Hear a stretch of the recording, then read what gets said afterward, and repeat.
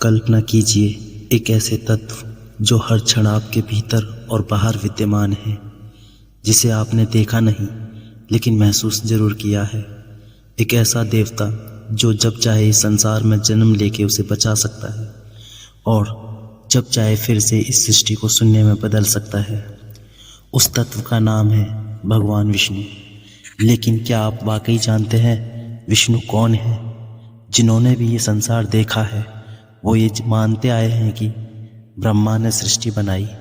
लेकिन क्या आपने सोचा है ब्रह्मा स्वयं कहाँ से आए? पुराणों में कहा गया है कि ब्रह्मा विष्णु जी की नाभि से उत्पन्न हुए थे, यानी ब्रह्मा भी विष्णु की सृष्टि है। लेकिन यदि विष्णु सृष्टि से पहले थे तो वे स्वयं कैसे अस्तित्व में आए? इस रहस्यमय कथा को अंत तक जरूर देखिए, क्योंकि इसी वीडियो में आपको पता चलेगा विष्णु की उत्पत्ति कैसे हुई, इस ब्रह्मांड की रचना किसने की और विष्णु इस सृष्टि में क्या भूमिका निभाते हैं। आपको ऐसे प्रश्नों के बारे में उत्तर मिलेंगे जिनके बारे में बहुत कम लोग जानते हैं।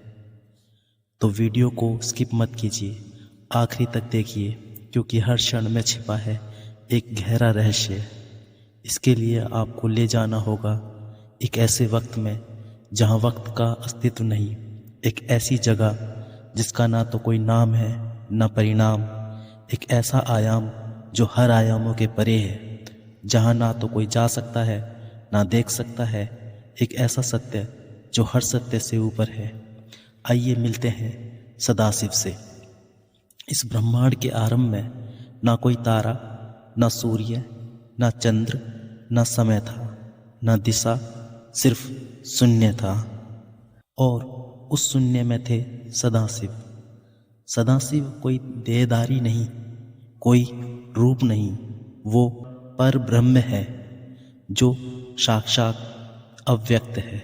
वो ना जन्म लेते हैं ना मृत्यु को प्राप्त होते हैं, वो ना ही बनते हैं ना ही नष्ट होते हैं।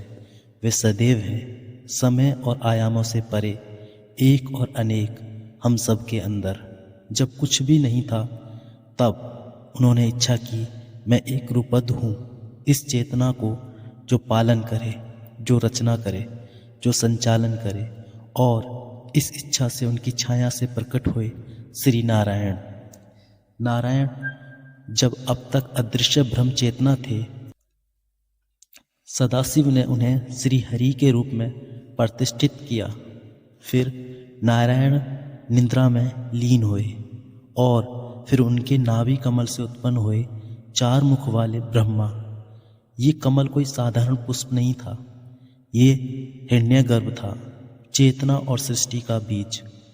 ब्रह्मा की आंखें खुली और उन्होंने चारों ओर देखा, पर उन्हें अपनी उत्पत्ति का ज्ञान नहीं था।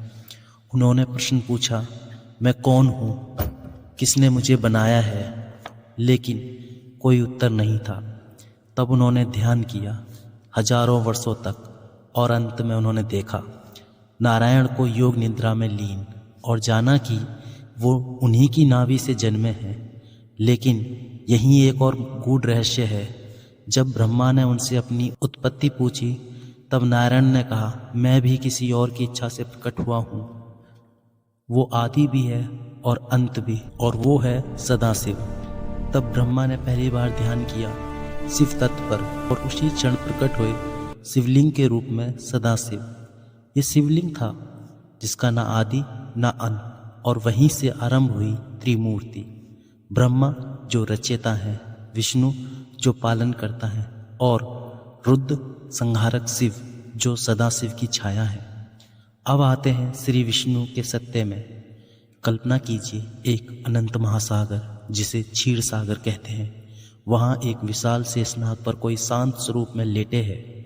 उनका रंग नीला है जैसे समुद्र की गहराई, आंखें बंद हैं, लेकिन वह सब देख रहे हैं। उनके चरणों के पास लक्ष्मी है और नाभि से एक कमल निकल रहा है जिसमें ब्रह्मा बैठे हैं।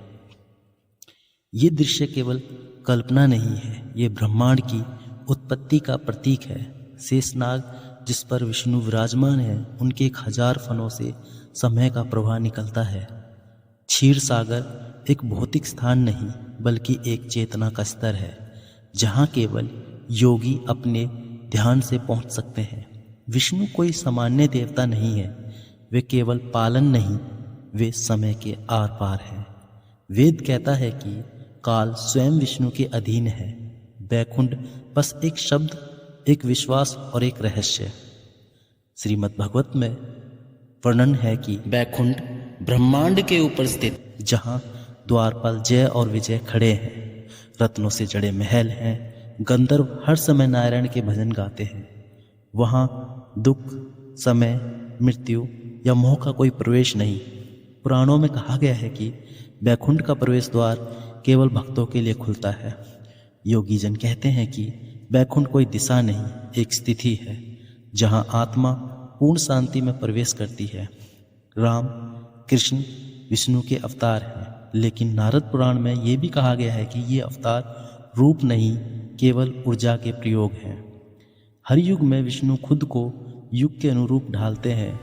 राम धर्म के ऊर्जा के स्वरूप हैं, कृष्ण ज्ञान के ऊर्जा के स्वरूप, और अगले कल की अवतार में विष्णु विनाश और पुनर्निर्माण के ऊर्जा का स्वरूप होंगे। भविष्य पुराण के अनुसार विष्णु ने पहले से ही 1000 युगों के लिए योजनाएं बनाई हैं, जिनमें हर युग में अलग ऊर्जा के साथ प्रकट होना तय है। बहुत लोग पूछते हैं, क्या आज विष्णु धरती पर हैं?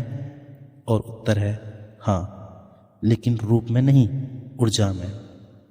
जहाँ भी कोई ध्यानस्थ साधक बैठा है, जहाँ भी कोई माँ अपने बच्चे को सुला रही है, जहाँ कोई वृद्ध संत दूसरों के लिए प्रार्थना कर रहा है, वहाँ विष्णु है। विष्णु के अंशावतार आज भी पृथ्वी पर जन्म लेते हैं, जिन्हें हम संत, गुरुओं और महात्माओं के रूप में पहचानते हैं। वो हमेशा समाज को संतुलन में रखने के लिए गुप्त रूपों में सक्रिय रहते हैं। ब्रह्मवत पुराण कहता है, कलयुग के अंत में जब अधर्म की सीमा टूटेगी, तब विष्णु स्वयं कल्कि के रूप में प्रकट होंगे। उनका वाहन सफ़ेद घोड़ा होगा। उनका उद्देश्य अधर्म का विनाश और सतयुग की वापसी होगी। राम और कृष्ण के रूप में विष्णु ने जो किया, वो केवल धर्म की स्थापना नहीं थी, वो चेतना को ऊंचाई देना था। आज भी हर भक्त के हृदय में कहीं ना कहीं विष्णु मौन रूप में बैठे हैं। तो मित्रों, विष्णु केवल एक देवता नहीं, वो समय के आर पार फैले एक ऊर्जा है। वो हैं जो दिखते नहीं, लेकिन सब कुछ संचालित करते हैं।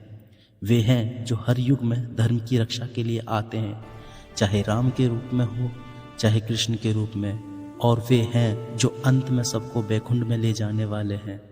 तो मित्रों, आपने जाना कैसे सदाशिव ने नारायण को उत्पन्न किया, और नारायण की नाभि से जन्मे ब्रह्मा जो इस संपूर्ण सृष्टि के रचयिता बने। ये कोई कहानी मात्र नहीं है, ये उस चेतना की यात्रा है जिससे ये पूरा ब्रह्मांड बना है, और आज भी वो सतत हमारे भीतर, हमारे चारों ओर विद्यमान है।